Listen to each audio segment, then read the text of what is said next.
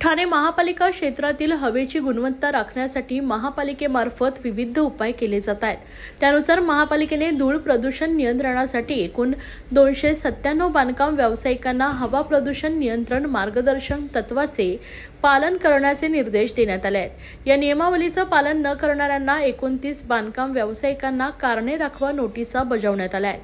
त्यांनी नियमावलीचे तत्काळ पालन न केल्यास त्यांना तातडीने काम थांबवण्याचा आदेश देण्यात येणार आहे।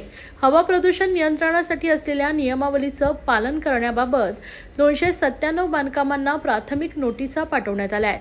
त्यापैकी 31 जणांनी सर्व नियमावलीचे पालन केले तर 151 जणांकडे काही त्रुटी आढळल्याने त्यांना सुमारे 4 लाख रुपयांचा दंड आकारून अटींची पूर्तता करण्यास बजावण्यात आले आहे। तर 29 जणांनी नियमावलीची पूर्तता न केल्याने त्यांना बांधकाम का थांबवू नये अशी विचारणा करणारी कारण दाखवा नोटीस बजावण्यात आली आहे।